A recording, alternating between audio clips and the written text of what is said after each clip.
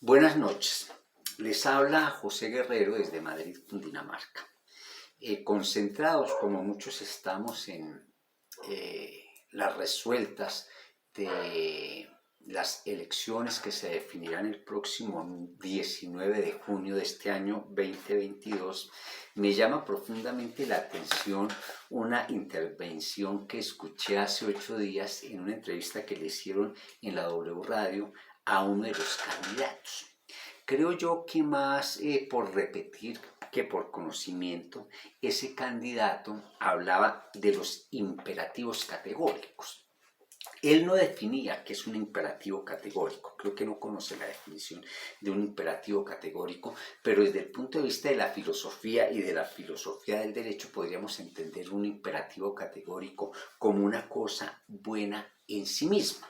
Un ejemplo de un imperativo categórico: la justicia es buena en sí misma para una sociedad. La honestidad es una cosa buena en sí misma para una sociedad. ¿Para qué sirve la justicia? ¿Y para qué sirve la honestidad? ¿Y por qué son imperativos categóricos? Porque podríamos definir esos imperativos categóricos desde el punto de vista de la justicia como darle a cada quien lo que le pertenece o devolverle a cada quien lo que le corresponde. Pues bien, ese candidato que creo yo comete muchos errores, por lo menos tiene muchos errores conceptuales, guarda silencio sobre un problema bien grave al que estamos enfrentados los colombianos y que sí lo ha tocado de manera profunda y bien coherente el otro candidato. Habla o guarda silencio mejor ese candidato sobre lo que son las administradoras de pensiones y cesantías, los fondos privados de pensiones y cesantías. Mire, hay una cosa que no son mentiras.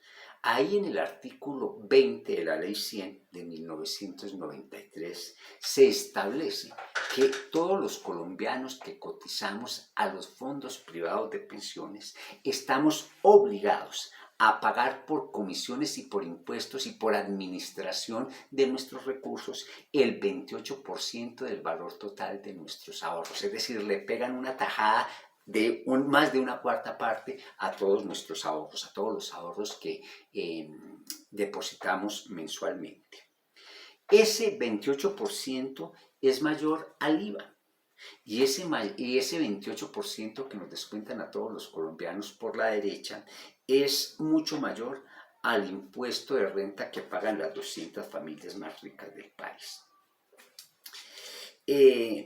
Esa ley 100, como está concebida, inicialmente cuando uno estudia por allá en tercer semestre, le indican que finalmente lo que se pretende con la ley 100 y con el sistema general de pensiones es garantizar una vejez digna para las personas de la tercera edad y el acceder a unas prestaciones económicas con el objeto de garantizar un mejor vivir para las personas de la tercera edad. Pero eso en el fondo no es cierto. Cuando uno se pone a estudiar a profundidad la ley 100, se da cuenta que lo único que se pretende con esa ley es garantizar la concentración de las riquezas en manos de las 5 o 6 entidades financieras que son las que especulan con los dineros de los trabajadores. Y no lo estoy diciendo por resentimiento, ni más faltaba, pero el valor de nuestros ahorros en pensiones es el mismo valor que nos prestan a nosotros y sobre el cual nos cobran intereses para comprar nuestras viviendas.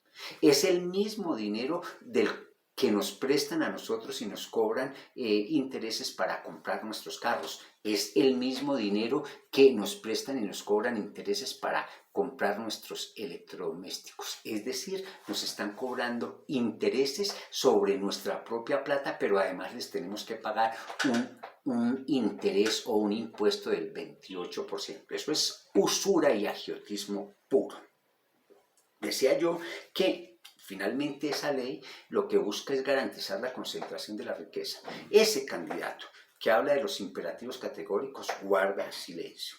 Hay otro candidato que sí se pronuncia sobre ese problema y dice sencilla y llanamente que hay que desmontar esos fondos privados de pensiones. ¿Por qué? Les voy a contar.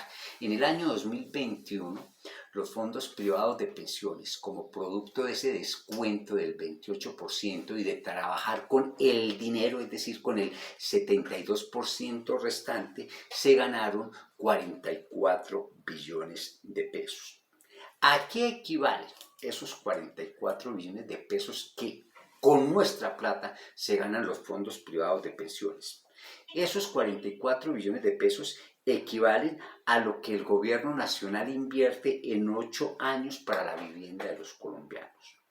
Esos 44 billones de pesos que le regalamos a los fondos privados de pensiones equivalen a lo que el gobierno nacional invertiría en 80 años para la construcción de la paz. Imagínense ustedes un derecho fundamental consagrado ahí en el artículo 2 de la Constitución Nacional. Equivale a lo que el gobierno nacional invertiría en 12 años en la administración de justicia. Una justicia tan caótica, tan mal representada, tan mal preparada, tan corrupta como la nuestra. Equivale a lo que el gobierno nacional invertiría en 86 años para la cultura de los colombianos.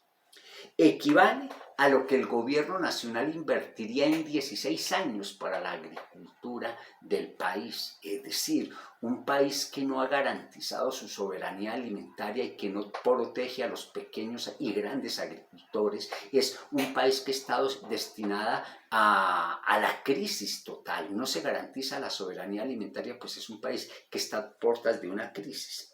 Y equivale a 10 veces a lo que el gobierno nacional invertiría en 10 años en educación superior. En el país hay más o menos 1.800.000, 2.100.000 estudiantes en las 34 universidades públicas del país. Lo que el gobierno invierte en 10 años es lo que los fondos privados de pensiones se ganan en un año. Yo siento que una persona, cualquiera que sea, que pretende administrar un país, que pretende generar criterios de inclusión y de justicia, que guarda silencio sobre estos hechos tan aberrantes, no puede ser una persona confiable. Es una persona que en un cuerpo y en un discurso diferente está perpetuando el estado de inequidad y de injusticia en la que hemos vivido, por lo menos sumidos, hablando de la Ley 100 de 1993 en los últimos 30 años. No nos equivoquemos y que no nos engañen con discursos mentirosos.